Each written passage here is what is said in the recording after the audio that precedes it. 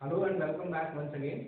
So method of induction पे हम 2 lectures complete कर चुके हैं। आई होप आप सभी ने वो लेक्चर्स अच्छे से देखे होंगे और काफ़ी इजी चैप्टर है। मैं उम्मीद करता हूँ आपको अभी तक जितना हमने किया है वो समझ में आया होगा।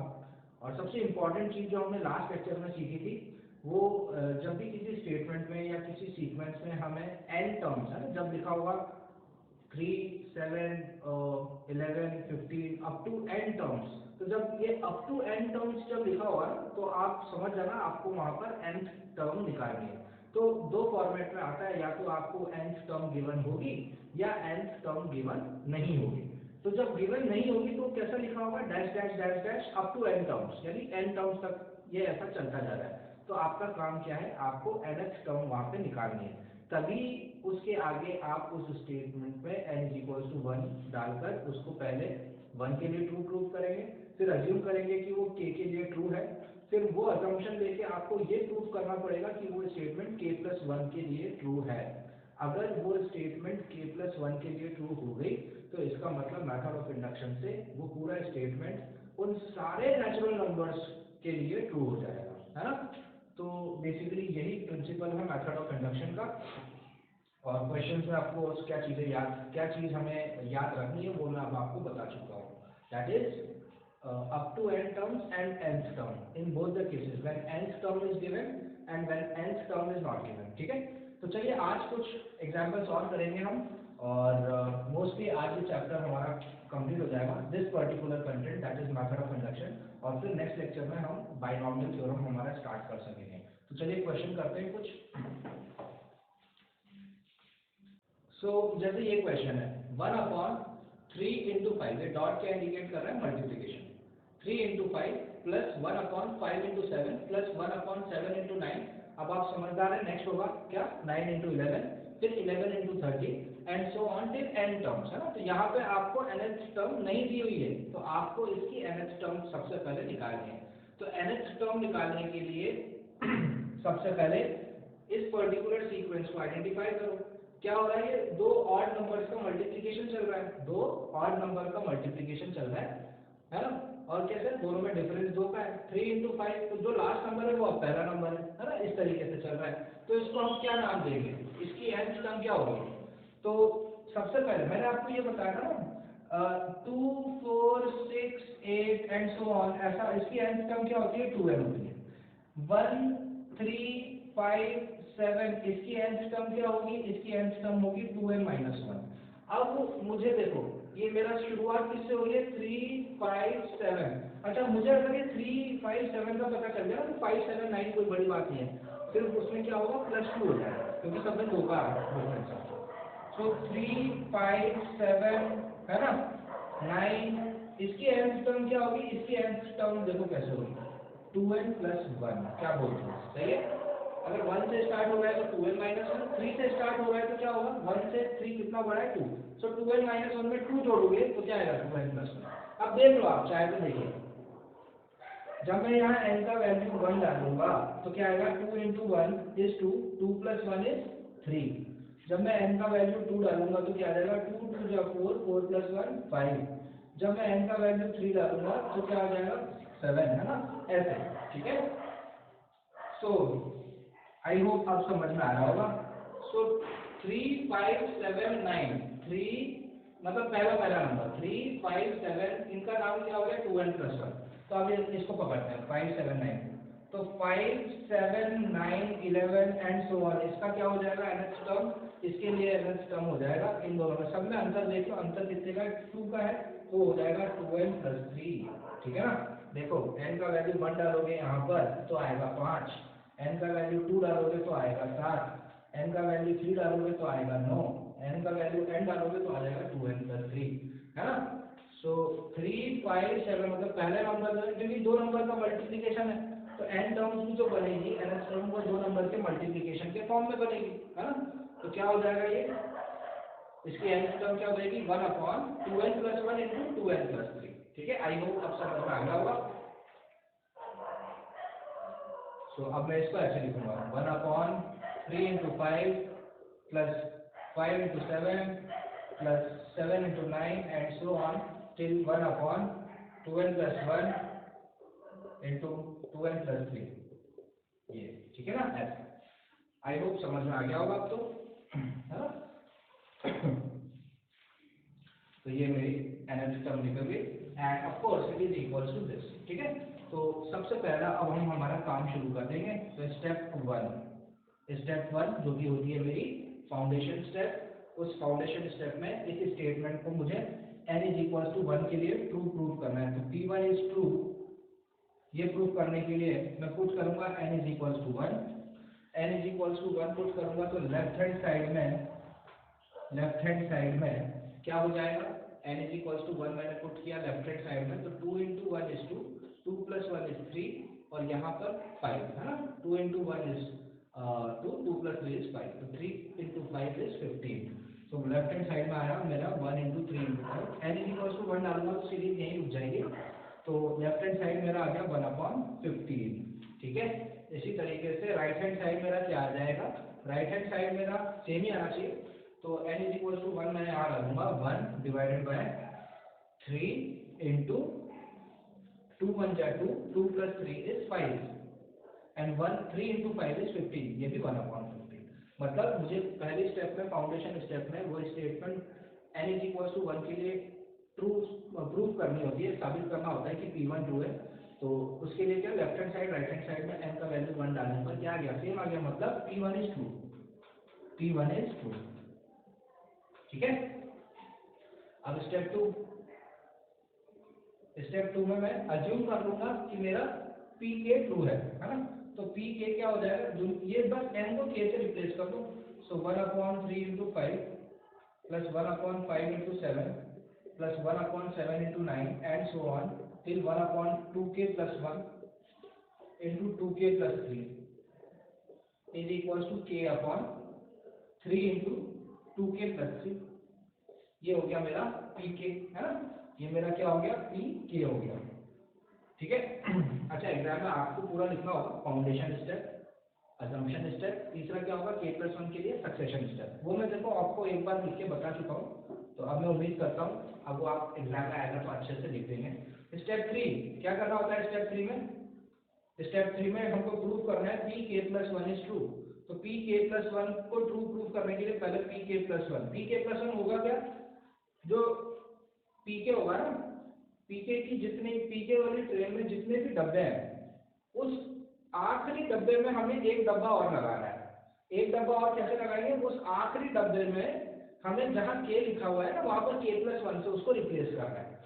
सो बिल्कुल बाकी रेलगाड़ी उसकी वैसी चलेगी, ट्रेन बिल्कुल वैसी चलेगी, 1/3 into 5 plus 1/5 into 7 plus 1/7 into 9 and so on till 1/2k plus 1 into 2k plus 3 plus एक और डब्बा।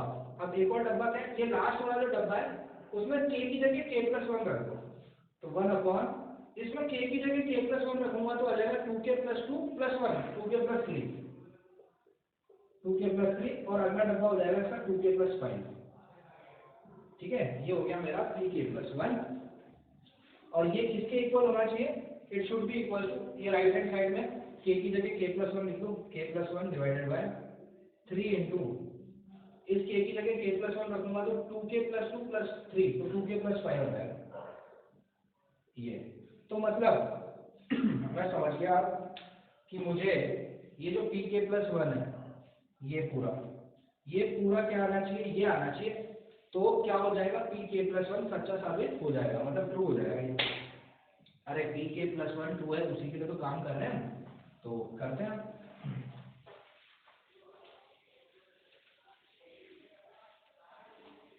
तो Pk+1 में मुझे पता है कि भाई ये जो चीज है ना, ये यहाँ से लेकर यहाँ तक तो Pk ही है, तो डाल दो Pk क्या है भाई, Pk ये है, जो कि ये है Pk, है ना।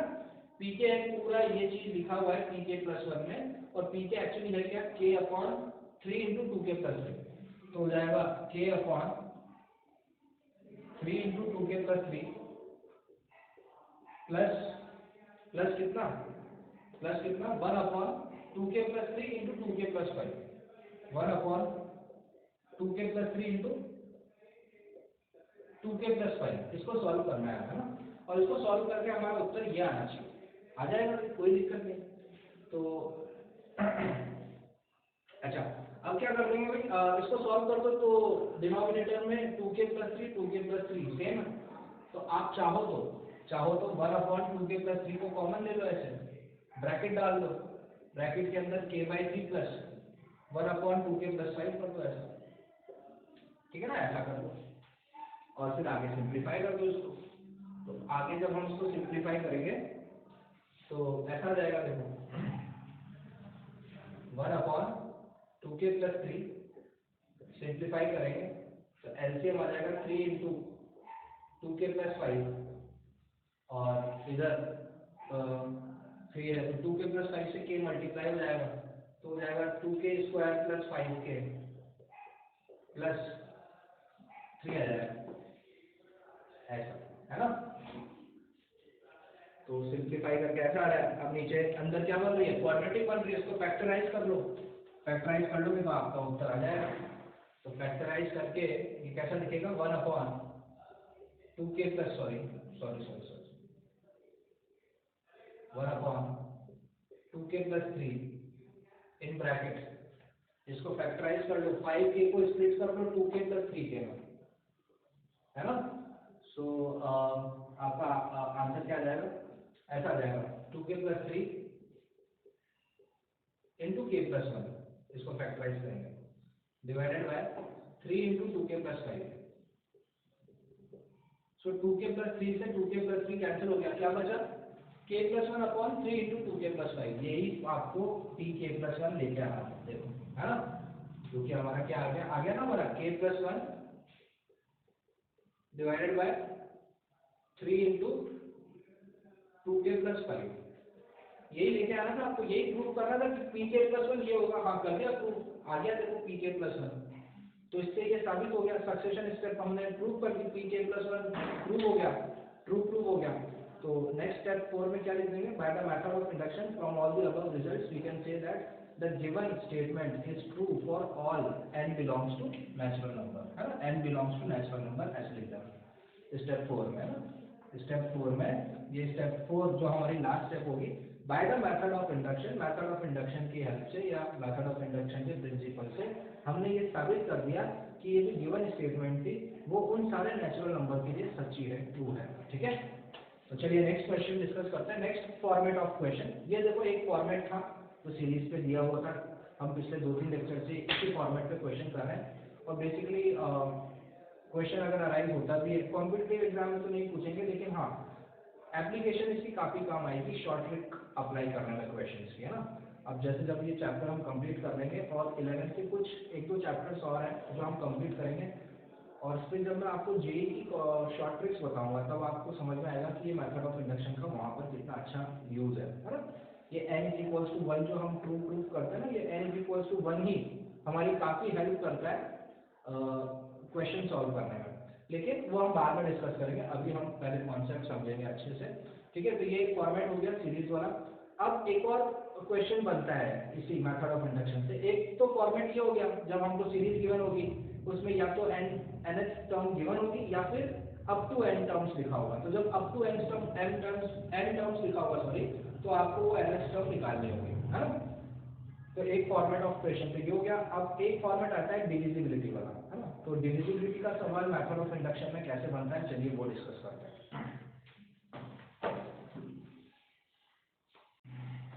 अब देखिए एक फॉर्मेट ऑफ क्वेश्चन, मतलब ये भी एक फॉर्मेट है जिस तरीके से मेथड ऑफ इंडक्शन पे सवाल बन सकता है एग्जाम में। तो ऐसे पूछ सकते हैं कि आपको प्रूव करिए मेथड ऑफ इंडक्शन से कि 2⁻4n - 1 इज डिविजिबल बाय 15, है ना। तो सबसे पहला काम स्टेप 1 है ना, फाउंडेशन स्टेप। मुझे सबसे पहले n=1 के लिए देखना पड़ेगा, मुझे ये स्टेटमेंट की 2 की पावर 4n - 1 पहले देखना पड़ेगा n=1 के लिए। अगर ये n=1 के लिए ऐसा नंबर आ गया जो 15 की टेबल में डिवाइड होता है तो फिर मैं आगे की बात कर सकता हूँ। तो स्टेप 1 पुट n=1। तो जैसे ही मैं इस Pn में, ये क्या है, ये स्टेटमेंट है, ये Pn दे रखा है ना, Pn दे रखा है ना भाई, n के फॉर्म में दे रखा है। तो Pn दे रखा है 2⁻4n - 1। तो n=1 के लिए मैं देखना चाह रहा हूँ कि ये सच्चा है, मतलब ट्रू है या नहीं।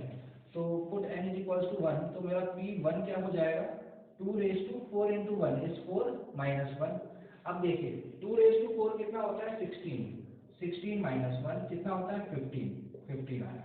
क्या 15 की टेबल में डिवाइड होता है? यस, 15 इज डिविजिबल बाय 15, है ना, 15 इज डिविजिबल बाय 15, सही बात है ना। इसका मतलब क्या हो गया, मेरा P1 इज ट्रू है, मेरा P1 क्या हो गया, ट्रू हो गया। अरे बहुत आसान है ना यार, कुछ दिक्कत तो नहीं हो रही होगी, आई होप बहुत इजी है। n इज इक्वल टू 1 के लिए हमें देखना होता है, वहाँ सीरीज में भी हम सीरीज वाले क्वेश्चंस में भी ऐसे ही करते थे, और डिविजिबिलिटी वाला क्वेश्चन भी कोई ज़्यादा हटके नहीं है, प्रोसीजर तो वही होगा। n इज इक्वल टू 1 से मैं चेक कर रहा हूँ, n इज इक्वल टू 1 डाला और मैंने देखा क्या है, n इज इक्वल टू 1 डालने पर नंबर ऐसा बन रहा है जो 15 की टेबल में डिवाइड हो रहा है। जी बिल्कुल बन रहा है, तो मेरा P1 ट्रू हो गया। ठीक है, अब स्टेप 2, स्टेप 2 मतलब मैं अज्यूम कर लूंगा कि मेरा pk ट्रू है, तो pk क्या हो जाएगा 2 रेज टू 4k माइनस 1, है ना, ये हो जाएगा मेरा pk। ठीक है, अब देखिए step 3, to prove pk plus 1 is true. तो सबसे पहले pk प्लस 1, है ना। अच्छा यहाँ पर आप थोड़ा सा ध्यान दीजिएगा, स्टेप 3 में मुझे प्रूव करना है, तो प्रूव मैं लिख देता हूँ pk प्लस 1 इज ट्रू। मतलब मुझे pk प्लस 1 ट्रू प्रूव करना है, मतलब ये प्रूव करना है कि pk प्लस 1 15 की टेबल में डिवाइड होगा। ठीक है ना, तो pk प्लस 1 15 की टेबल में डिवाइड होगा, तो सबसे पहले pk plus 1 is equal to क्या हो जाएगा 2 इंटू 4 की पावर k प्लस 1 माइनस 1, है ना, इस तरीके से हो जाएगा।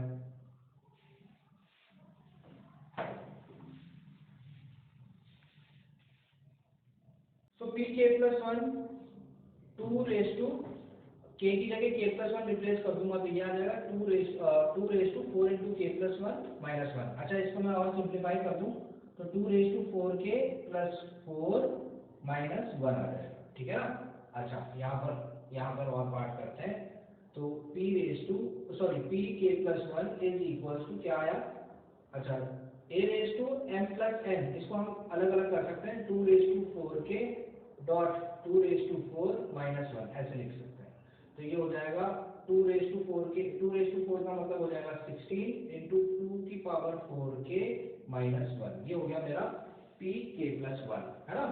अच्छा अब देखिएगा ध्यान से एक चीज, ये हुआ मैं लिख देता हूँ यहाँ पर, मेरा आया pk plus 1 is equal to 16 into 2 raise to 4k minus 1। अच्छा अब ये देखिए एक छोटी सी चीज देखिए, सबसे पहले मैंने क्या किया, n इज इक्वल टू 1 के लिए ये ट्रू प्रूव किया, n इज इक्वल टू 1 के लिए मैंने ट्रू प्रूव किया ना, तो देखिए मेरे पास 15 आया और 15 इज डिविजिबल बाय 15, तो मतलब P1 ट्रू हो गया, मतलब n इज इक्वल टू 1 के लिए ये स्टेटमेंट क्या हो गया, ट्रू प्रूव हो गया। अब स्टेप 2 में मैं क्या करता हूँ, स्टेप 2 में मैं अज्यूम करता हूँ कि ये pk भी ट्रू है। मैंने क्या किया, अज्यूम किया कि pk ट्रू है, तो अगर pk ट्रू है मतलब मैं ये अज्यूम कर चुका हूँ कि ये स्टेटमेंट k के लिए ट्रू है, और किसके लिए ट्रू होना है, ये 15 की टेबल में, है ना।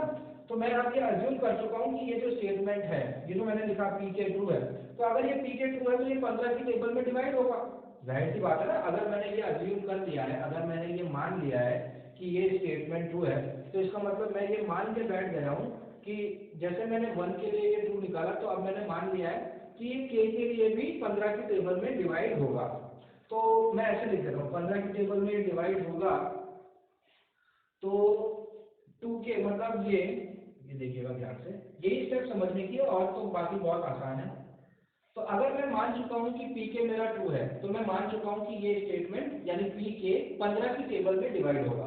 तो अगर ये 15 की टेबल में डिवाइड होगा तो 15 ऐसे लिख सकता हूँ, 15r ऐसे लिख देता हूँ इसको। 15r का मतलब क्या है, 15 मुझे ये बता रहा है कि 15 से डिवाइड हो रहा है, और r मान लीजिए कोई भी नंबर है ना। मतलब मैंने स्टेप 2 में pk को ट्रू माना है, यानी मैं चलिए एक बार आपको बेटर एक्सप्लेनेशन के लिए ये चीज लिख के दे देता हूँ। स्टेप 2 जो अजम्पशन होता है ना, अजम्पशन होता है, उसमें मैं अज्यूम करता हूँ pk मेरा ट्रू है, अज्यूम pk is true। तो अगर मैंने ये अज्यूम करा कि pk ट्रू है, तो मैं ये अज्यूम कर रहा हूँ कि मेरा pk 15 की टेबल में डिवाइड हो रहा है। तो मेरा ऐसा हो जाएगा कि 2 की power 4k minus 1 that is what, ये हमारा pk ही है, इज डिविजिबल बाय 15। तो ये जो मैंने बोला ना इज डिविजिबल बाय 15, इसको मैं लिखूं कैसे, ऐसे लिख देता हूँ इज डिविजिबल बाय 15। तो 15 इंटू आर, मतलब आर कोई भी नंबर है, 1 2 3 4 5 6 7 8 -1 -2 -3 -4, कोई भी पॉजिटिव नेगेटिव या कोई सा भी इंटीजर। ये 15 मुझे क्या बता रहा है कि वो उससे डिविजिबल है। तो 2 की power 4k minus 1 is equal to 15r, है ना। ये आप देख लीजिए, इसको आप अच्छे से समझ लीजिए। आई होप ये समझ में आ गया होगा पीके के लिए। पीके के लिए अब ये बात कि क्योंकि हमने असम्पशन दिया था कि के लिए ये ट्रू है, तो मतलब 15r मैंने इसलिए लिख दिया कि 15 की बात हो रही है, 15 से डिविजिबल, तो ये लो 15r है ना। अब आइए यहाँ पर, तो मेरा pk प्लस 1 आया है। अब मुझे ये साबित करना है, मुझे क्या साबित करना है कि pk प्लस 1 ट्रू है। और ये ट्रू तभी साबित होगा जब pk प्लस 1 भी किससे डिवाइड हो, 15 से डिवाइड हो। तो यानी pk प्लस 1 के लिए भी ऐसे 15 आना चाहिए बाहर। अगर pk प्लस 1 के लिए भी 15 बाहर आ गया तो ये साबित हो जाएगा कि pk प्लस 1 भी 15 से डिविजिबल है। तो अब मेरे को क्या करना है, तो अब मुझे क्या करना है, तो pk प्लस 1 मेरा आया ऐसा 16 इंटू 2k। अच्छा इसको अच्छे से लिख दो, नहीं तो आप सोचोगे ये 2 की पावर 4k माइनस 1 है, इसको ऐसे लिख देते हैं 2 की पावर 4k इंटू 16 माइनस 1, ऐसे लिख देते हैं ताकि कंफ्यूजन ना हो, है ना। तो अब देखिए ये जो 2 की पावर 4k है, क्या मैं पहले यहाँ pk से देखिए इसको ध्यान से, तो अगर 2 की पावर 4k माइनस 1 15r है, तो 2 की पावर 4k क्या हो जाएगा 15r प्लस 1, है ना। तो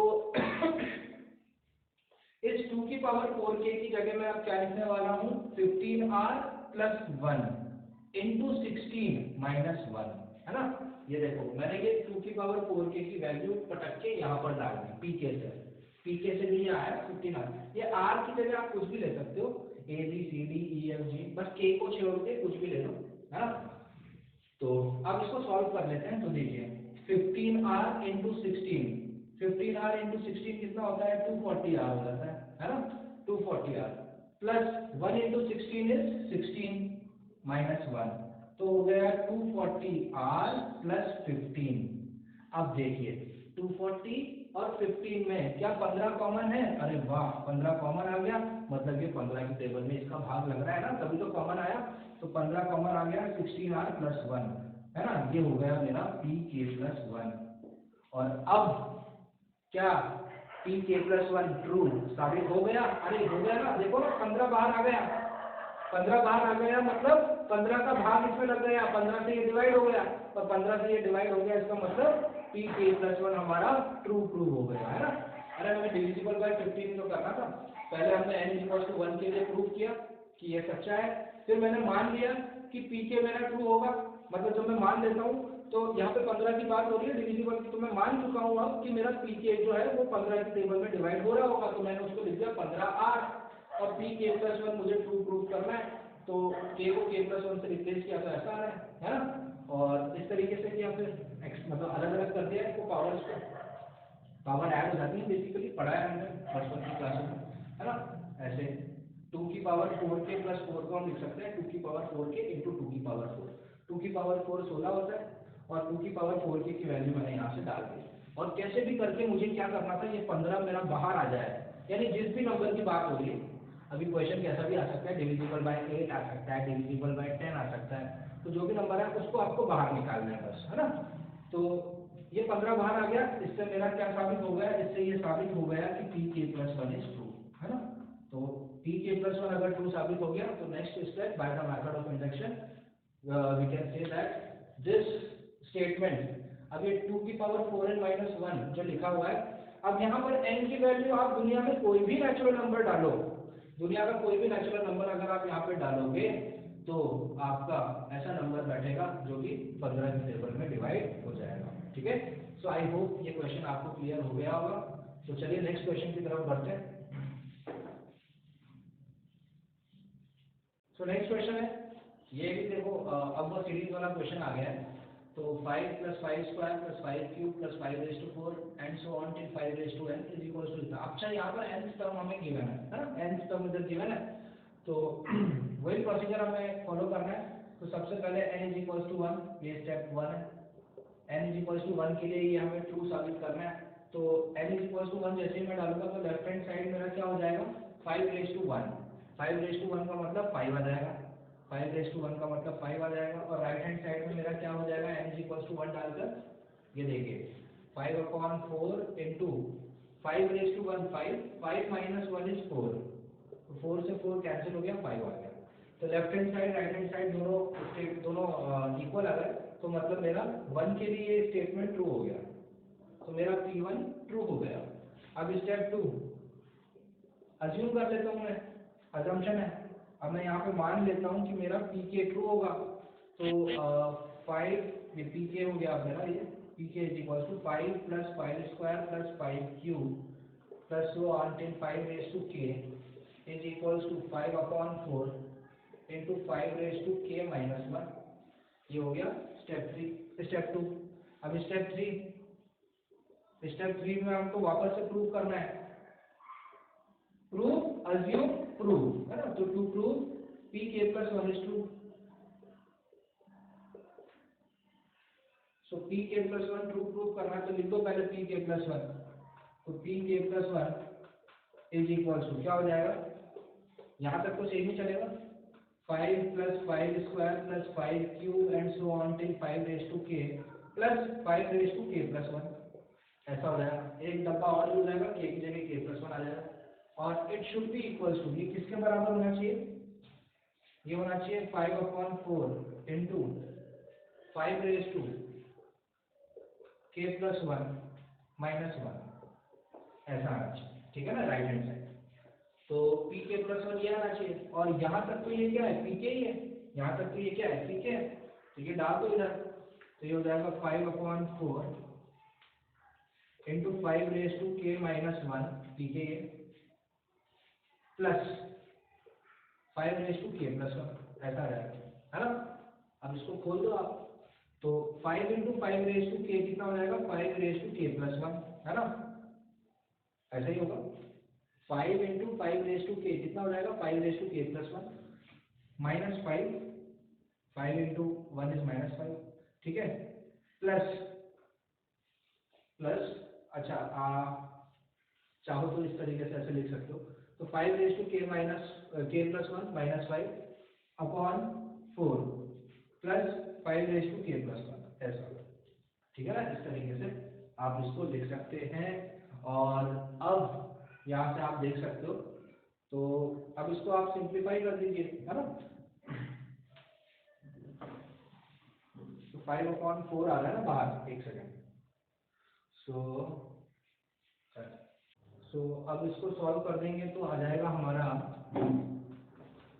5⁴k + 1 -5, और ये 4 इधर मल्टीप्लाई हो जाएगा, प्लस 4 × 5⁴k + 1 डिवाइडेड बाय 4, ठीक है ना, ऐसा आ जाएगा। सो आगे